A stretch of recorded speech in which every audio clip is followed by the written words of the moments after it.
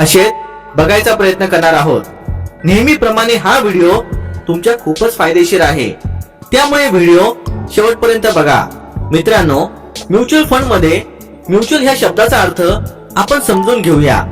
एकापेक्षा जास्त लोक जेव्हा कोणतीही गोष्ट बरोबरीने करतात त्याला म्युच्युअल असे म्हणतात। त्याचप्रमाणे एकापेक्षा जास्त लोक जेव्हा एका फंड मध्ये गुंतवणूक करतात त्याला म्युच्युअल फंड असे म्हणतात। कोणताही म्युच्युअल फंड एक ऍसेट मॅनेजमेंट कंपनी चालवत असते। त्या कंपनीला एएमसी सुद्धा म्हटले जाते। ही एएमसी कंपनी नवीन नवीन फंड बाजारात आणत असते आणि त्या फंडची जाहिरात टीव्हीवर, वर्तमानपत्रामध्ये अशा वेगवेगळ्या ठिकाणी करते, जेणेकरून पब्लिक त्या फंड मध्ये पैसे गुंतवतील। आपण 100 रुपयांपासून म्युच्युअल फंड मध्ये गुंतवणूक करू शकतो। समजा आपण 5000 रुपये एका XYZ म्युच्युअल फंड कंपनी मध्ये गुंतवले, तेव्हा आपल्याला 5000 रुपयांचे युनिट्स मिळतात आणि प्रत्येक युनिटची एक किंमत असते, ज्याला NAV म्हणजे नेट ऍसेट व्हॅल्यू म्हणतात। ज्यावेळेस आपण उदाहरण बघू तेव्हा तुम्हाला ह्या सर्व गोष्टी स्पष्ट होतील। जेव्हा पब्लिक एखाद्या फंड मध्ये आपले पैसे गुंतवते त्या फंडला AUM म्हणजे ऍसेट अंडर मॅनेजमेंट म्हणतात। आता ही ऍसेट मॅनेजमेंट कंपनी प्रत्येक म्युच्युअल फंड साठी एक फंड मॅनेजर नियुक्त करते, ज्याच्या हाताखाली एक तज्ञ लोकांची टीम दिली जाते। ही टीम मार्केटचा अभ्यास करते। फंड मॅनेजर आणि ही रिसर्च टीम निर्णय घेतात या फंड मध्ये आलेले पैसे कुठे आणि कसे गुंतवायचे। त्यामुळे आपण एकदा पैसे गुंतवले की त्याकडे सतत लक्ष देण्याची गरज नसते। आपल्या वतीने फंड मॅनेजर आपण गुंतवलेल्या पैशांची काळजी घेत असतो। त्यासाठी ते आपल्या गुंतवणुकीतील 1 ते 2% रक्कम फी आकारतात। त्यालाच एक्सपेन्स रेशो असे म्हणतात।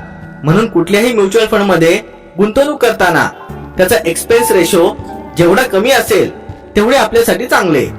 आता आपण एक उदाहरण बघूया। समजा एका जमीन मालकाला आपली 2.5 एकर जमीन विकायची आहे। 2.5 एकर म्हणजे 100 गुंठे आणि 1 गुंठ्याचा भाव आहे 1 लाख रुपये गुंठा।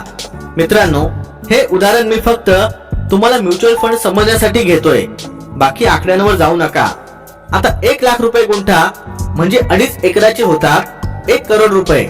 सामान्य माणसाला एवढे 1 करोड रुपये देऊन जमीन विकत घेणे शक्य नाही, पण त्याला 1 लाख रुपये देऊन 1 गुंठा घेणे शक्य आहे। मग हा जमीन मालक काय करतो? अशी 1 गुंठा घेणारी, 2 गुंठा घेणारी, 3 गुंठा घेणारी लोक तयार करतो आणि अशा लोकांना ही जमीन विकून टाकतो। समजा एखाद्याने 1 गुंठा जमीन 1 लाख रुपये देऊन विकत घेतली। पुढे काही वर्षाने ह्या जमिनीचे भाव वाढले, ती झाली 1.5 लाख रुपये।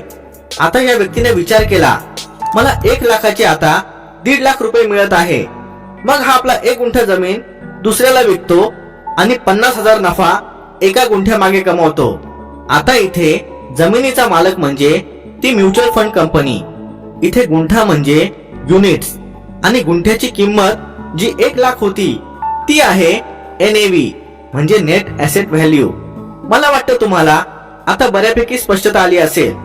म्हणजे जेव्हा आपण एखाद्या म्युच्युअल फंड मध्ये पैसे गुंतवतो तेव्हा आपल्याला युनिट्स मिळतात। प्रत्येक युनिटची एक किंमत असते। पुढे जाऊन त्या म्युच्युअल फंड कंपनीने प्रॉफिट दिला तेव्हा युनिटची किंमत वाढलेली असते, किंवा पुढे जाऊन काही कारणाने ती म्युच्युअल फंड कंपनी लॉस मध्ये गेली तेव्हा युनिटची किंमत कमी झालेली असते।